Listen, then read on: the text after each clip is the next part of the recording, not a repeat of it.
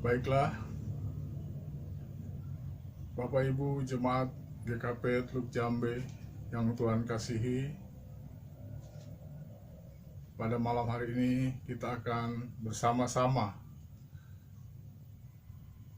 di rumah kami masing-masing untuk melaksanakan ibadah KRT.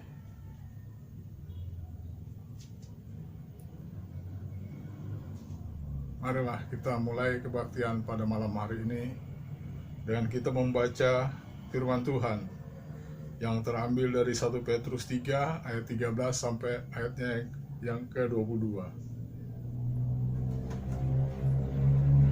Sebelum kita membaca firman Tuhan, marilah kita berdoa untuk memohon pertolongan Roh Kudus. Kita hatur dalam doa. Bapa Surgawi, Bapa yang Maha Kasih, terima kasih Tuhan karena Engkau telah mengumpulkan kami dalam ibadah kami, walaupun dari rumah kami masing-masing. Berkati kami Tuhan, semuanya, Jemaat GKP Teluk Jambe. Tuhan, sebentar lagi kami akan membacakan firman-Mu.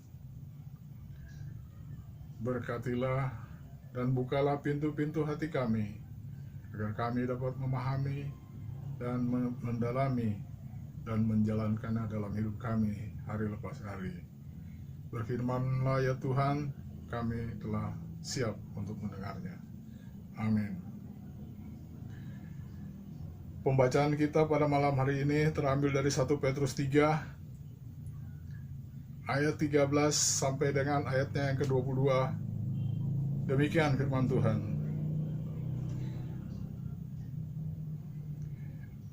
Lembaga Alkitab memberi judul Menderita dengan Sabar. Dan siapakah yang akan berbuat jahat terhadap kamu jika kamu rajin berbuat baik? Tetapi sekalipun kamu harus menderita juga karena kebenaran, kamu akan berbahagia. Sebab itu, janganlah kamu takuti apa yang mereka takuti, dan janganlah gentar. Tetapi kuduskanlah Kristus di dalam hatimu sebagai Tuhan. Dan siap sedialah pada segala waktu untuk memberi pertanggungjawab kepada tiap-tiap orang yang meminta pertanggungan jawab dari kamu tentang pengharapan yang ada padamu. Tetapi haruslah dengan lemah lembut dan hormat, dan dengan hati nurani yang murni, supaya mereka yang memfitnah kamu karena hidupmu yang saleh dalam Kristus menjadi malu karena fitnahan mereka itu.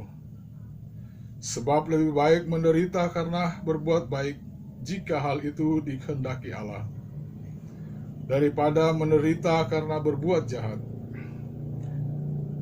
Sebab juga Kristus telah mati sekali untuk segala dosa kita, yang benar untuk orang-orang yang tidak benar, supaya Ia membawa kita kepada Allah. Ia yang telah dibunuh dalam keadaannya sebagai manusia, tetapi yang telah dibangkitkan menurut roh. Dan di dalam roh itu juga Ia pergi memberitakan Injil kepada roh-roh yang ada di dalam penjara, yaitu kepada roh-roh mereka yang dahulu pada waktu Nuh tidak taat kepada Allah. Ketika Allah tetap menanti dengan sabar waktu Nuh sedang mempersiapkan baktranya, di mana hanya sedikit, yaitu 8 orang yang diselamatkan oleh air bah itu. Juga kamu sekarang diselamatkan oleh kiasannya, yaitu baptisan. Maksudnya bukan untuk membersihkan kenajisan jasmani, melainkan untuk memohon hati nurani yang baik kepada Allah oleh kebangkitan Yesus Kristus, yang duduk di sebelah kanan Allah setelah Ia naik ke sorga sesudah segala malaikat, kuasa dan kekuatan ditaklukkan kepadanya. Demikianlah firman Tuhan. Berbahagialah setiap orang yang mendengar firman Tuhan dan menjalankannya dalam kehidupannya hari lepas hari. Haleluya. Jemaat yang dikasihi Kristus, respon atas penderitaan yang dialami oleh Tuhan kita Yesus Kristus. Banyak orang yang berpendapat bahwa jika kita hidup sesuai dengan prinsip-prinsip Alkitab, maka kita akan mengalami hidup yang penuh dengan sukacita, penuh dengan keberhasilan, keuangan, kekayaan, dan bebas dari segala kesusahan.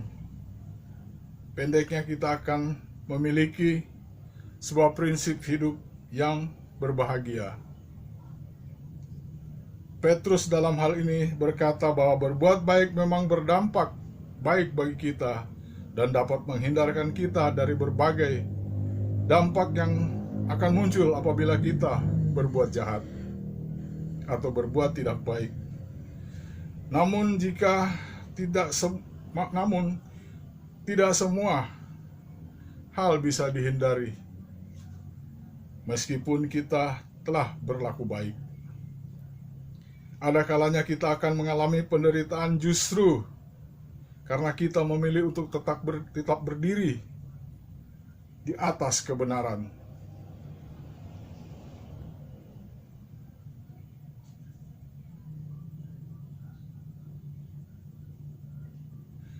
Bagi Petrus, penderitaan karena kebenaran jauh lebih baik daripada penderitaan yang harus dialami karena kita berbuat tidak baik atau berbuat jahat.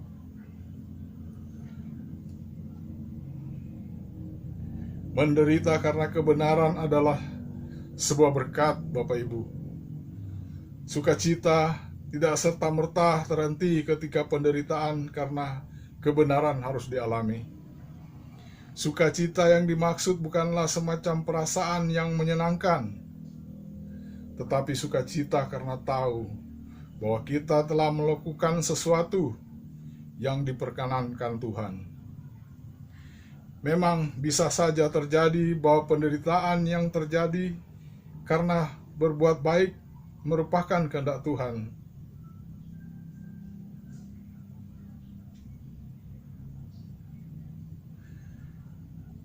Maka hal yang perlu kita ingat adalah bahwa dunia ini telah membuat Kristus menderita. Padahal Dia hidup sesuai dengan kehendak Allah. Oleh karena itu, selalu ada kemungkinan bagi para pengikut Kristus untuk menanggung penderitaan karena kebenaran. Dan penderitaan semacam itu mengidentifikasi kedekatan kita dengan Tuhan kita Yesus Kristus. Petrus juga mengingatkan pembaca untuk tidak takut terhadap ancaman manusia. Sebaliknya, mereka perlu menjadikan penderitaan sebagai sebuah kesempatan untuk menyatakan kebenaran. Bila kita harus mengalami penderitaan karena berdiri di atas kebenaran, bagaimana respon awal kita? Mengeluh atau justru bersyukur? Karena itu berarti kita dianggap layak untuk itu.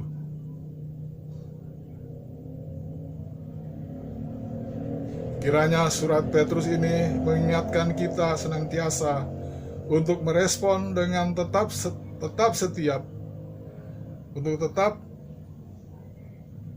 setia dalam penderitaan yang hadir karena kita berpihak pada kebenaran. Amin.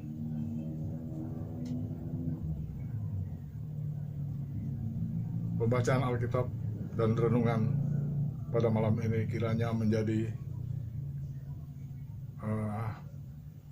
pedoman untuk kita untuk menjalani kehidupan.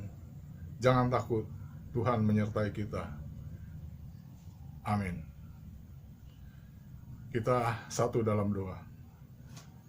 Bapa Surgawi, Bapa yang Maha Kasih, Bapa, pada malam hari ini kami berkumpul bersama-sama dengan jemaat-Mu, Jemaat GKP Teluk Jambe, walau di rumah kami masing-masing dalam ibadah KRT.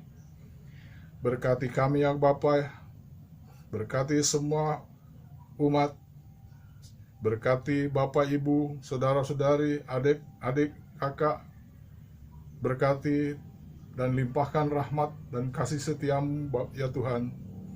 Jauhkan kami dari malapetaka dan malabahaya, terutama di masa-masa sulit seperti hari sekarang ini, di mana pada saat ini sedang berkecamuk wabah